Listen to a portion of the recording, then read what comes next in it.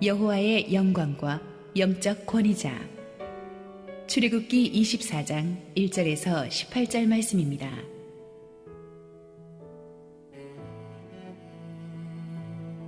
또 모세에게 이르시되 너는 아론과 나답과 아비후와 이스라엘 장로 70명과 함께 여호와께로 올라와 멀리서 경배하고 너 모세만 여호와께 가까이 나아오고 그들은 가까이 나오지 말며 백성은 너와 함께 올라오지 말지니라. 모세가 와서 여호와의 모든 말씀과 그의 모든 율례를 백성에게 전하매 그들이 한 소리로 응답하여 이르되 여호와께서 말씀하신 모든 것을 우리가 준행하리이다. 모세가 여호와의 모든 말씀을 기록하고 이른 아침에 일어나 산 아래에 제단을 쌓고 이스라엘 12지파대로 12기둥을 세우고 이스라엘 자손의 청년들을 보내어 여호와께 서로 번제와 화목제를 드리게 하고 모세가 피를 가지고 반은 여러 양푼에 담고 반은 제단에 뿌리고 언약서를 가져다가 백성에게 낭독하여 듣게 하니 그들이 이르되 여호와의 모든 말씀을 우리가 준행하리이다. 모세가 그 피를 가지고 백성에게 뿌리며 이르되 이는 여호와께서 이 모든 말씀에 대하여 너희와 세우신 언약의 피니라. 모세와 아론과 나답과 아비후와 이스라엘 장로 70인이 올라가서 이스라엘의 하나님을 보니 그의 발 아래에는 청옥을 편듯하고 하늘같이 청명하더라. 하나님이 이스라엘 자손들의 존귀한 자들에게 손을 대지 아니하셨고 그들은 하나님을 뵙고 먹고 마셨더라. 여호와께서 모세에게 이르시되 너는 산에 올라 내게로 와서 거기 있으라. 내가 그들을 가르치도록 내가 율법과 계명을 친히 기록한 돌판을 내게 주리라. 모세가 그의 부하 여호수아와 함께 일어나 모세가 하나님의 산으로 올라가며 장로들에게 이르되 너희는 여기서 우리가 너희에게로 돌아오기까지 기다리라. 아론과 훌이 너희와 함께 하리니 무릇 일이 있는 자는 그들에게로 나아갈지니라 하고 모세가 산에 오르매 구름이 산을 가리며 여호와의 영광이 신의 산 위에 머무르고 구름이 엿새 동안 산을 가리더니 일곱째 날에 여호와께서 구름 가운데서 모세를 부르시니라. 산 위에 여호와의 영광이 이스라엘 자손의 눈에 맹렬한 불같이 보였고 모세는 구름 속으로 들어가서 산 위에 올랐으며 모세가 40일 40야를 산에 있으니라. 할렐루야. 우리 하나님께 감사와 영광의 박수 올려드리겠습니다. 함께 기도하시고 하나님 말씀 보시겠습니다. 사랑하는 아버지, 은혜를 감사합니다. 오늘도 은혜로운 주님의 임재 앞에 나왔으니 주님, 하늘의 음성을 들려 주옵소서. 부족한 우리들은 온전히 주님의 은혜로 덮어 주옵소서. 예수님 이름으로 기도했습니다. 아멘. 지난주에 우리는 이스라엘을 하나님의 백성으로 세우시는 하나님의 법 십계명에 대해서 공부했습니다. 십계명이 인간을 억압하는 하나님의 일방적인 명령이 아니고 오히려 하나님의 백성을 살리고 축복하시려는 하나님의 사랑임을 배웠습니다. 그 출애굽기 20장에 나오는 십계명을 토대로 해서 21장부터 23장까지는 이제 이스라엘 백성들이 지켜야 될 구체적인 하나님의 법, 하나님의 율례를 소개합니다. 노예제도에 관한 법, 사형에 관한 법, 피해 보상, 재산권 침해 관련 법, 소송에 관한 법, 절기에 관한 법들을 이렇게 자세히 다루어 줍니다. 그리고 오늘의 본문인 24장에서는 이런 내용들을 기초로 해서 하나님과 이스라엘 간의 공식적인 언약이 체결되는 것을 볼 수가 있습니다. 3절 7절을 보면 이스라엘 백성들이 모세를 통해 전달된 하나님의 율법을 자기들이 다 지키겠다고 아주 호언장담합니다. 한 목소리로. 그렇지만 그 당시는 전체적으로 분위기가 고조된 상태였기 때문에 군중 심리에 휘말려서 그냥 아무런 생각 없이 그 약속하는 사람들이 대부분이었습니다. 실제로 그들이 얼마 못 가서 바로 그 언약을 깨고 하나님을 불순종하기 시작하죠.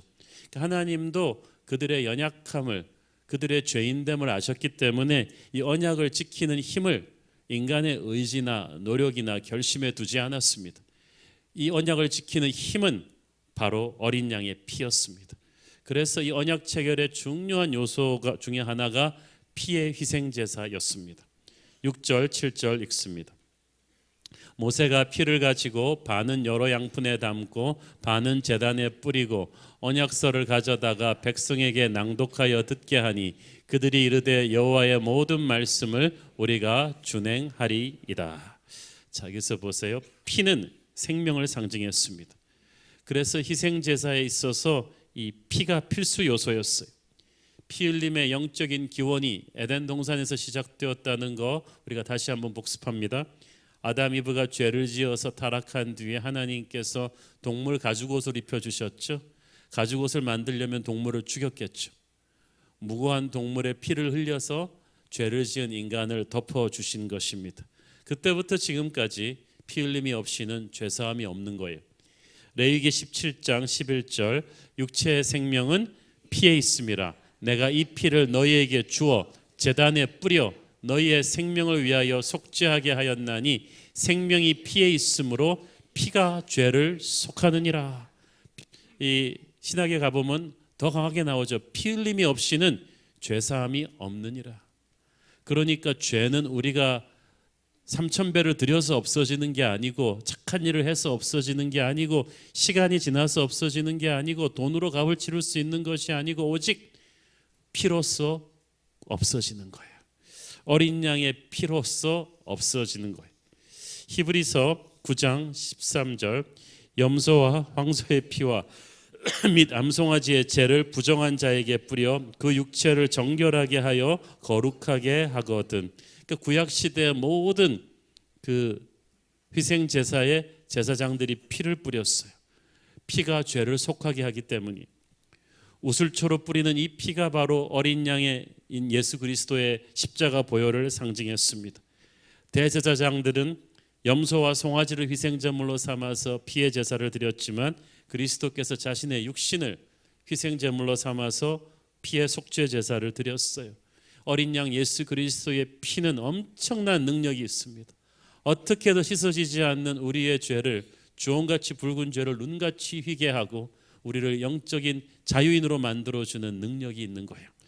요한일서 1장 7절 그가 빛 가운데 계신 것 같이 우리도 빛 가운데 행하면 우리가 서로 사귐이 있고 그 아들 예수의 피가 우리를 모든 죄에서 깨끗하게 하실 것이요.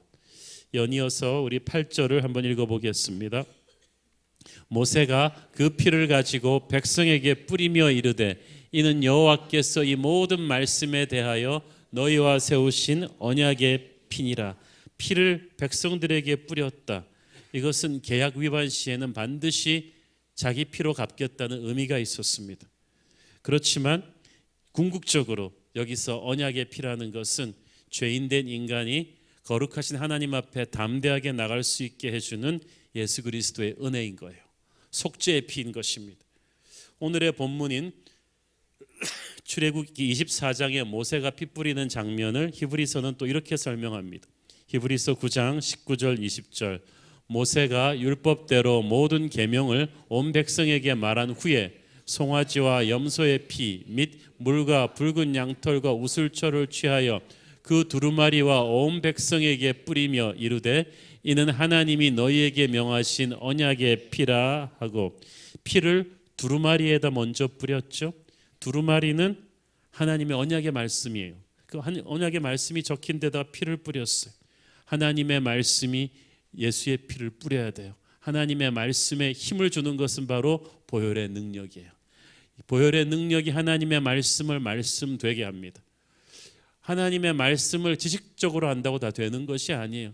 마귀도 성경 인용하면서 장난질을 치고요.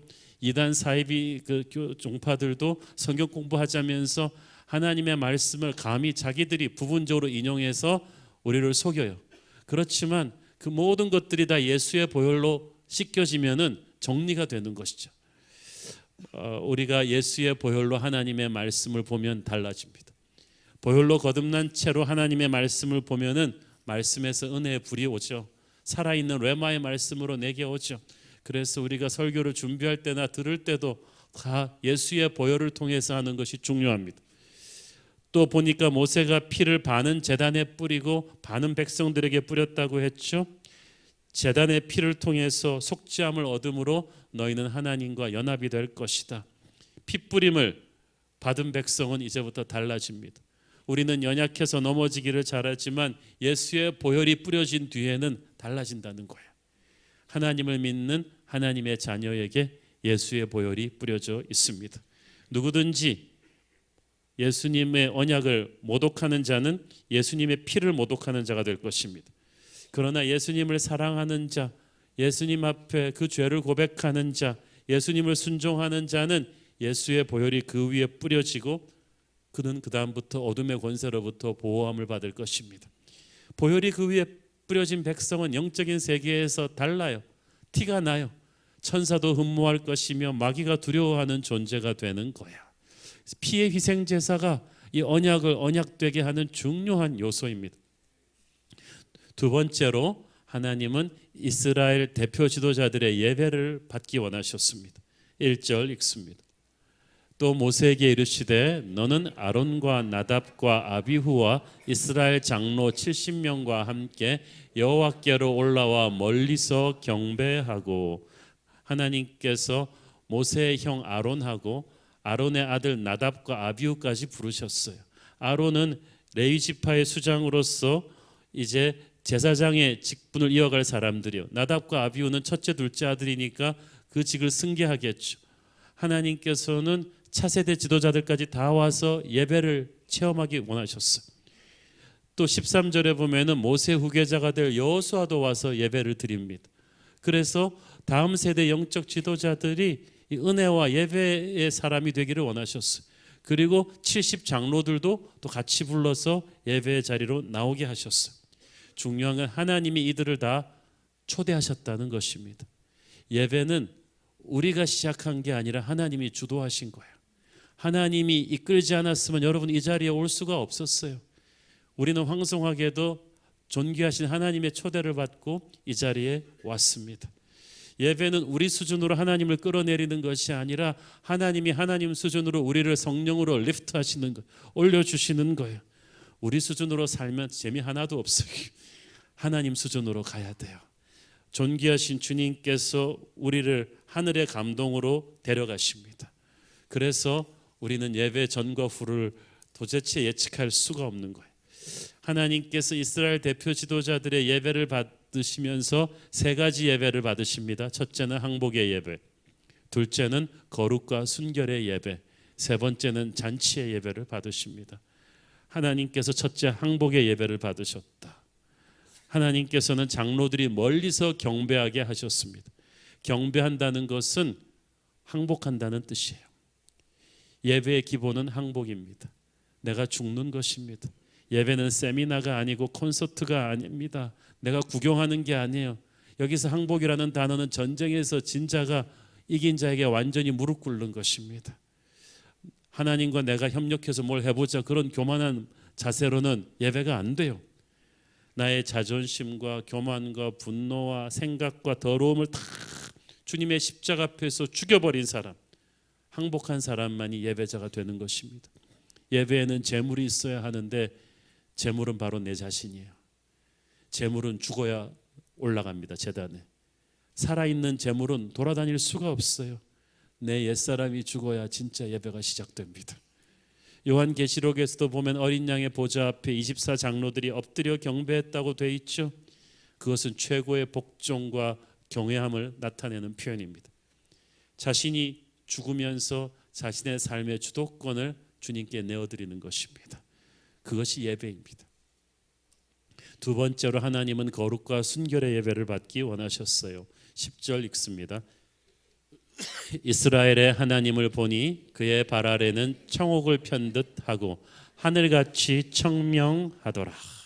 여기서 이스라엘의 하나님을 보았다고 할 때 직접 하나님을 직시한 것이 아니고 하나님의 영광스러운 임재를 체험했다고 보는 것이 옳습니다. 어떤 세상의 화려함도 어떤 제왕의 찬란함도 감히 흉내낼 수 없는 하늘의 영광을 체험했습니다. 이 주님의 영광을 체험하면 엄청난 감동이 옵니다. 인생이 변합니다. 이걸 설명은 하기 힘들어요. 부흥회가 얼마나 좋았는지 안 가본 사람한테 설명하기 무지 힘들죠. 그냥 그 자리에 있었는지 안 있었는지의 차이예요. 주님의 영광도 그런 거예요. 체험한 사람은 알아요. 거룩한 충격이 내 온 영혼을 뒤덮죠.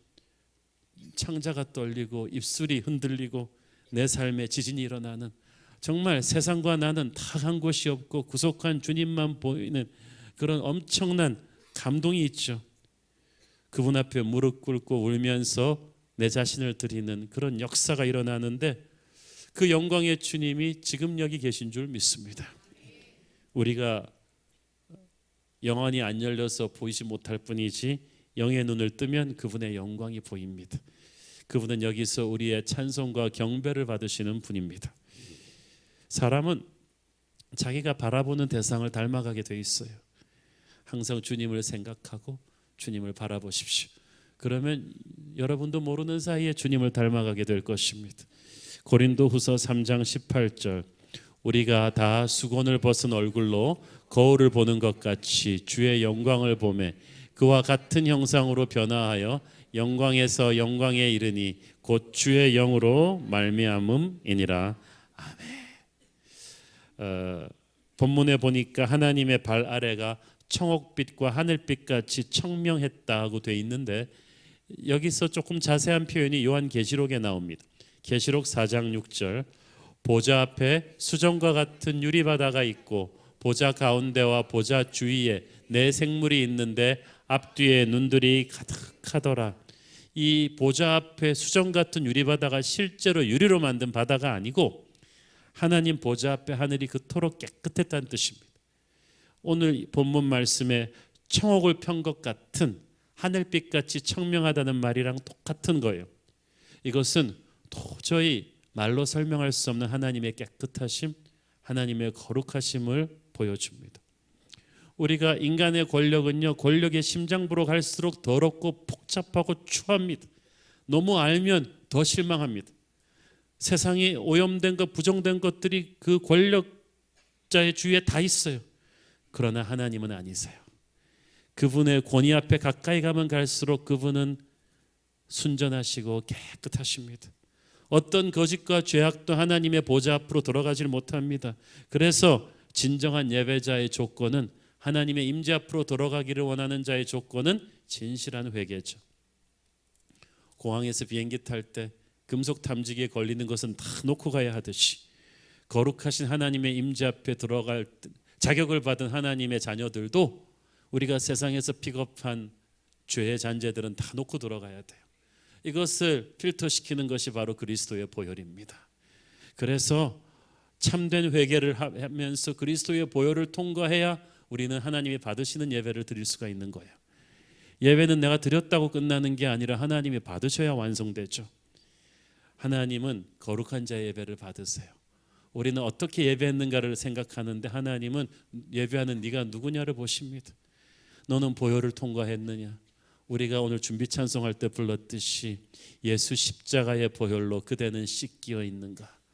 더러운 죄 회개하는 능력을 그대는 참 무지하고 있는가? 회개하면 예수의 보혈이 여러분을 깨끗하게 합니다. 그러면 단 1시간을 들여도 보혈로 회개한 사람의 예배는 하나님의 마음을 사로잡는 것입니다. 세 번째 예배는 하나님은 잔치의 예배를 받으십니다. 11절 읽습니다.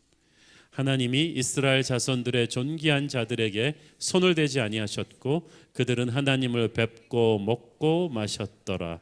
여기서 손을 대지 않으셨다는 말은 죽이지 않으셨다는 뜻이에요. 하나님이 워낙 거룩하시기 때문에 그 거룩의 임재 안에 들어가면은 다 죽게 돼 있어요. 인간이, 죄인된 인간이 보면. 그러나 하나님의 특별한 은혜로 이들을 덮었기 때문에 이들은 죽지 않았습니다. 죽지 않았을 뿐더러 하나님의 임재 앞에서 한 식구로 먹고 마실 수가 있었어요.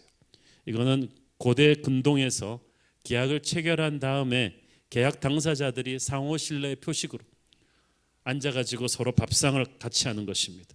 이제 서로 한 몸이 되었으니까 한 식구니까 풍성한 잔치를 벌이는 거예요. 이것은 우리가 이제 하나님의 가족으로 격상된 거예요. 하나님의 잔치상에 동참하게 되는 이것이 엄청난 특권입니다. 자, 여러분 보세요. 언약 체결에서 피의 희생 제사를 통해서 예수의 보혈을 통해서 우리는 하나님의 임재 앞으로 들어온 예배자가 되었죠. 예수의 보혈을 통해서 하나님과 화목하게 된 뒤에 이제 형제들끼리 한 밥상 공동체를 나눈다. 이것이 성만찬의 상징입니다. 예배가 그런 거예요. 하나님의 아들의 보혈로 구원받은 백성들이 하나님과 화목하게 된 뒤에 형제 자매들이 함께 축제를 벌이는 것입니다. 밥상을 나누면서. 그래서 예배는 축제인 거예요. 잔치인 거예요. 이 하나님의 임재 앞에서 이 잔치상에 모여 앉는 것이 영적인 전쟁에서는 엄청난 의미가 있어요. 시편 23편 5절 말씀, 주께서 내 원수의 목전에서 내게 상을 차려주시고 기름은 내 머리에 부으셨으니 내 잔이 넘치나이다. 할렐루야. 내 원수의 목전에서, 쉽게 말해서 내 원수도로 보라고, 보고 기죽으라고, 보고 압도당하라고, 보고 전의를 상실하라고 하나님께서 잔치상에 나를 참여시킨 것입니다. 나를 해하려는 원수 마귀들이 오다가 나를 딱 보고 하나님의 잔치상에 앉아있는 걸 보고 기가 꺾이는 거. 아, 다 죽여놓은 줄 알았더니 하나님의 잔치상에 앉아있구나. 우리가 이젠 더 이상 저를 건드리지 못하겠구나. 하나님이 이거를 축복하시는구나. 기름 부으시는구나. 부흥을 주시는구나. 기쁨과 능력이 가득하구나. 원수들이 물러가는 거야. 우리가 은혜와 예배의 잔치상 앞에서 나와 있을 때 우리는 원수를 물리치게 되는 거예요. 하나님께서 우리에게 지금 이 은혜의 잔치상을 차려주고 계십니다. 겨울 부흥회는 은혜의 잔치상이었어요. 특세 40일이 날마다 은혜의 잔치상이 될 것이고 지금 이 순간이 그렇습니다. 지금 이 순간에 여러분이 은혜의 잔치상에 참여하고 있을 때 여러분의 두고 온 가정과 회사의 안녕을 걱정하지 마세요. 마귀들이 물러가고 있을 거예요. 왜냐하면 여러분이 하나님의 은혜의 잔치상에 나와 있거든요. 하나님이 여러분을 존귀한 자로 기름 부어주고 계시군요. 이 순간에 마귀가 전의를 상실했어요. 자, 피의 희생 제사가 필요했고 대표자들의 예배가 필요했고 또 이 언약에 중요한 것이 중보자가 필요합니다. 2절 읽습니다. 너 모세만 여호와께 가까이 나오고 그들은 가까이 나오지 말며 백성은 너와 함께 올라오지 말지니라. 아멘. 하나님도 사람 차별하시죠? 누가 인생이 공평하다고 그랬어요. 하나님께서 이 모세라는 중보자를 통해서 백성과 만나십니다. 중보자는 브릿지예요. 그렇죠? 언약에는 중보자가 반드시 필요했습니다. 이 모세의 역할을 또 나중에는 대제사장들이 대신하죠. 거룩하신 하나님과 인간을 잇는 대제사장. 그러나 대제사장 자신들도 불완전했어요. 영혼이 완전하신 대제사장이 오시는데 그분이 바로 예수 그리스도세요. 히브리서 4장 14절, 그러므로 우리에게 큰 대제사장이 계시니 승천하시니 곧 하나님의 아들 예수시라. 우리가 믿는 도리를 굳게 잡을지어다. 모세는 하나님과 우리 사이를 잇는 영원한 대제사장 예수 그리스도를 상징하는 인물입니다. 12절 읽습니다. 여호와께서 모세에게 이르시되 너는 산에 올라 내게로 와서 거기 있으라. 네가 그들을 가르치도록 내가 율법과 계명을 친히 기록한 돌판을 내게 주리라. 하나님께서 모세를 다시 시내산으로 부르셔서 언약이 새겨진 돌판을 주고자 하십니다. 왜? 네가 그들을 가르칠 수 있도록. 이 언약은 그냥 한번 사인하고 서류함에 넣어두는, 다시는 들여다보지 않은 그런 죽은 서류가 아니라는 거예요. 시도 때도 없이 이스라엘 백성들을 가르치고 확실히 가르쳐서 그들의 폐부에 새기고 그들의 뇌리에 새겨서 삶의 지침으로 삼아야 될 살아있는 하나님의 말씀이에요. 그렇게 강렬하게 백성들의 가슴 속에 각인시켜주기 위해서는 지도자 모세가 먼저 하나님 앞에 와서 하늘의 은혜를 체험해야 돼요. 중보자의 역할이 그거거든요. 자기가 먼저 하나님의 은혜를 강렬하게 체험해서 그 은혜를 백성들에게로 흘려보내는 거예요. 그게 목사예요. 그게 장로예요. 그게 영적 지도자예요. 그게 순장이에요. 본문에 보면 하나님께서 언약을 체결하면서 백성의 지도자들이 먼저 하나님의 임재를 강렬하게 체험하도록 초대하셨어요. 그래서 그들이 항복의 예배, 거룩과 순결의 예배, 잔치의 예배를 함뻑 체험하도록 하셨습니다. 그리고 모세는 그들보다 더 깊은 예배의 임재로 초대하셨어요. 그래서 백성들 위에 장로들의 권위가 있고 장로들 위에 모세의 권위가 있는 거예요. 영적 리더십의 권위는 딴 게 아니고 얼마나 깊이 하나님의 임재로 초대해 주시느냐입니다. 그리고 이건 자기가 초대받는 게 아니고 하나님의 선택이에요. 하나님은 하나님이 사랑하시는 종들을 더 깊은 임재 속으로 초대해 주십니다. 그러니까 이제 모세가 하나님의 손에 이끌려 여호와의 영광 속으로 더 깊이 들어가게 되죠. 15절 16절 읽습니다. 모세가 산에 오르매 구름이 산을 가리며 여호와의 영광이 시내산 위에 머무르고 구름이 엿새 동안 산을 가리더니 일곱째 날에 여호와께서 구름 가운데서 모세를 부르시니라. 이 시내산을 가렸던 구름이 보통 뭉게구름이 아닙니다. 애굽에서부터 시내산에 이르기까지 그들을 인도해 왔던 그 구름구덩이였어요. 하나님의 영광을, 그분의 임재를 상징하는 그 구름이에요. 훗날 솔로몬의 성전을 봉헌할 때도 하나님의 영광이 그 구름의 형상으로 성전 위에 내려왔죠. 누가복음 9장에서 예수님이 변화산정에서 영광스러운 모습으로 변하실 때도 그 영광의 구름이 있었고, 요한계시록에서는 우리 주님 다시 오실 때 영광의 구름을 타고 오신다고 했어요. 그래서 이 구름은 하나님의 영광 임재 자체를 상징하는 것인데, 이것이 엿새 동안 모세가 산에 들어갔을 때 그 산을 닫았다, 커버했다. 그러니까 모세와 세상으로부터 셧다운 시킨 거예요. 이 구름이. 하나님의 영광을 체험할 때는요, 세상이 완전히 끊어집니다. 완전히 그분의 임재 속으로 들어와요.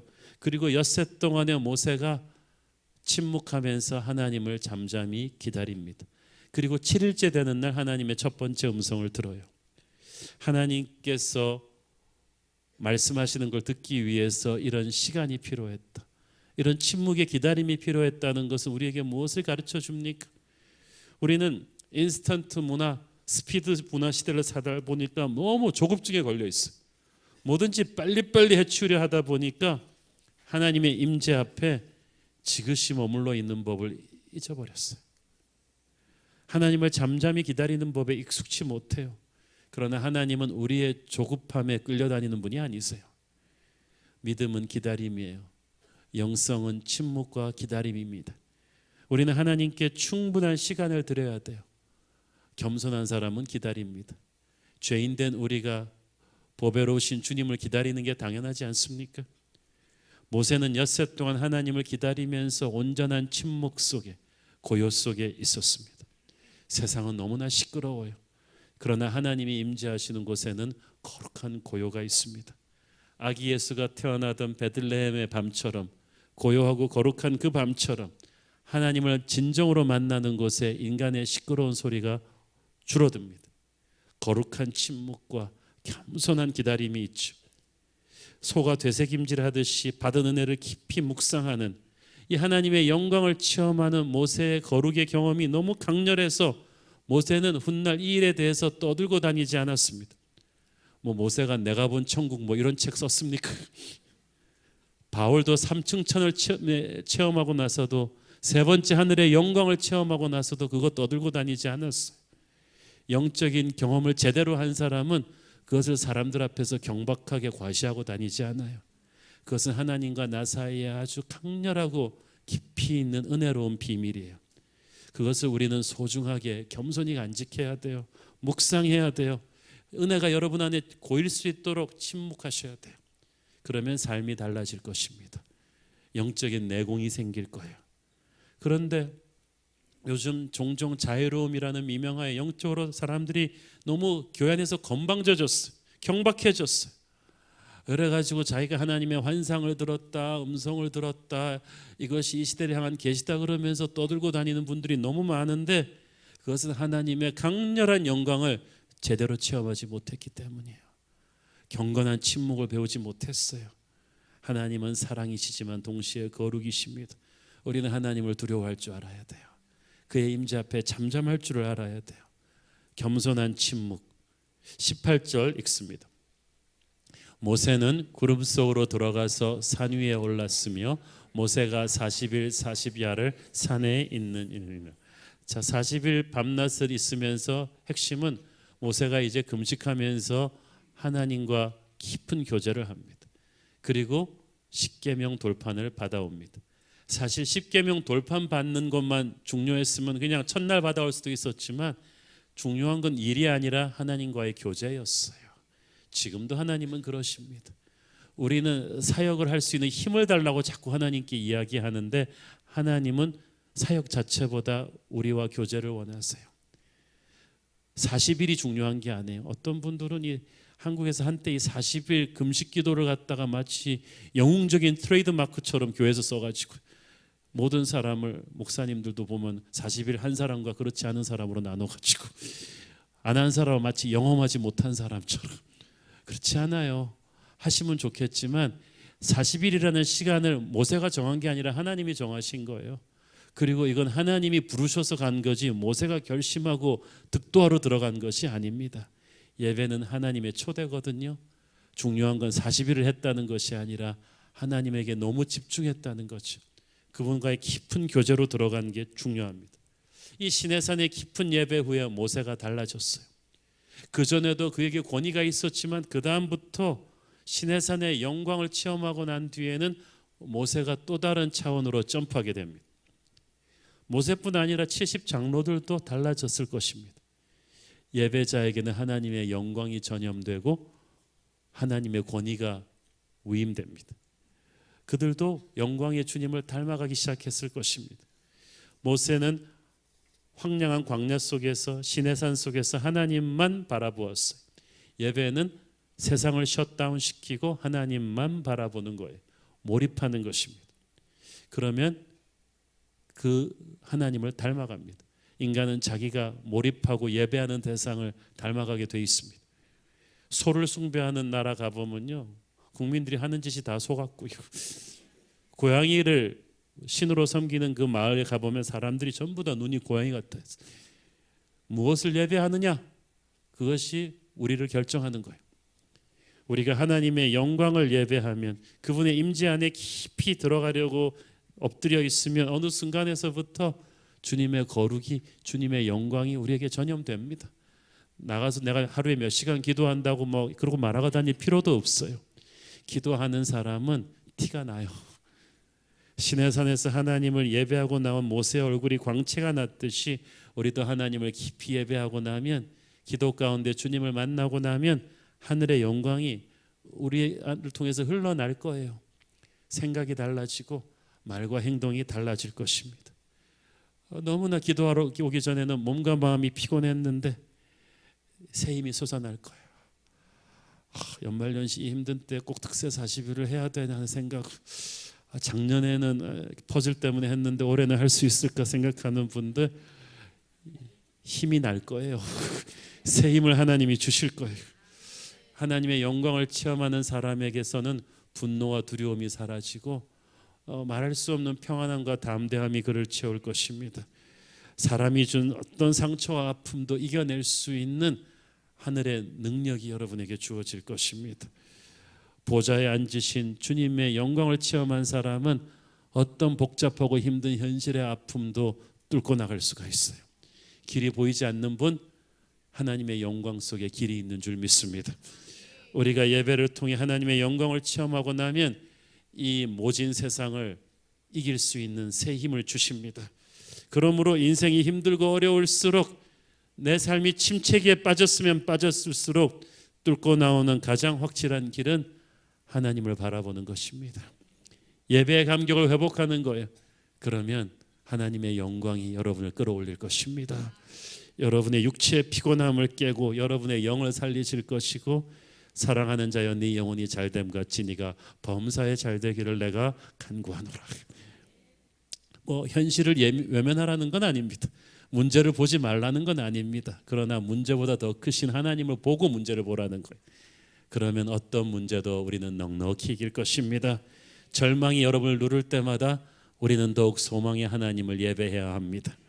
기도의 자리로 나가야 되는 거예요. 지난주 당회에서 장로님들과 함께 겨울 부흥의 은혜를 나누는 시간을 가졌는데 그때 한 장로님이 하신 말씀이 제 기억에 남습니다. 참 새로운 교회는 좋은 곳입니다.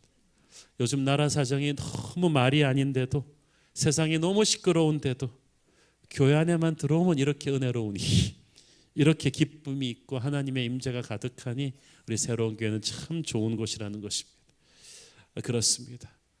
폭풍이 아무리 무서워도 그 폭풍의 한가운데 허리케인의 눈은 고요합니다. 세상이 아무리 시끄럽고 어지러워도 세상 한가운데에서 우리는 이 교회 안에서 하나님의 영광을 체험합니다. 그러면 세상이 우리를 흔들 수 없습니다. 그러므로 세상 상황이 최악으로 치달을수록 우리는 교회에서 최고의 은혜를 체험해야 되는 것입니다. 이제 2주 후인 12월 31일 우리 토요일 특별 새벽기도 시작될 때 이 기간 동안에 우리가 세상을 이기는 하나님의 영광을 흠뻑 체험하기를 축원합니다. 끝으로 저는 오늘의 말씀에서 하나님의 영광과 영적 권위라는 주제를 깊이 묵상하게 되었습니다. 하나님은 무엇보다도 모세와 이스라엘의 70 장로들이 하나님의 영광을 함께 체험하는 예배자가 되기를 원하셨어요. 그리고 그것이 그들의 영적 권위를 만들어 주었어요. 이것이 오늘날 교회의 영적 지도자들에게도 적용돼야 되지 않겠습니까? 제가 이걸 보면서 다시 느낀 게 있습니다. 내가 우리 장로님들이랑 기도의 자리를 더 많이 나가야겠구나. 우리 목사님들하고 기도의 자리에 더 많이 나가야겠구나. 그게 영적 권위거든요. 말씀과 기도의 자리에 오래 머무르는 사람들, 그래서 하나님의 영광을 깊이 체험한 사람들에게는요, 애쓰지 않아도 하나님이 영적 권위를 세워주십니다. 그는 자기의 나이나 직분 내세우지 않아요. 정치적인 술수를 쓰면서 내 사람 만들지도 않아요. 화내지도 않고 목소리 높이지도 않고 말도 많이 하지 않는데 그가 말하면 신뢰성가 생겨요. 왜냐하면 하나님이 주는 영적 권위거든요. A.W. 토저가 말한 대로 Listen to the man who listens to God. 하나님의 말을 듣는 그 사람 말을 들어라. 그러므로 영적 권위를 갖고 싶다면 더 많은 시간을 하나님의 임재 앞에 머무르십시오. 지금 우리는 모든 권위가 무너지는 시대에 살고 있습니다. 대통령의 권위, 부모의 권위, 사장의 권위, 어른의 권위가 송두리째 사방에서 무너지고 있어요. 하나님을 경외하는 마음을 버렸기 때문이에요. 해법은 딱 하나, 권위자들이 다시 하나님 앞으로 돌아가는 것뿐입니다. 특히 교회의 권위자들, 우리 목회자들, 장로님들, 재직, 순장님들이 다시 주님의 임재 앞으로 깊이 엎드리는 게 필요합니다. 그러면 하나님이 우리에게 영적 권위를 입혀주실 거예요. 그리고 그게 진짜 권위예요. 주님, 우리가 날마다 주님의 영광을 보는 예배자가 되게 하여 주시옵소서. 기도하겠습니다. 사랑하는 아버지, 은혜를 감사합니다. 오늘도 주님이 영광으로 이 자리에 임재하고 계시거늘 우리가 영의 눈을 뜨지 못하여 보지 못했음을 회개합니다. 내 눈을 들어 예수의 보혈을 통해 주의 영광을 보게 하옵소서. 예수님 이름으로 기도했습니다. 아멘.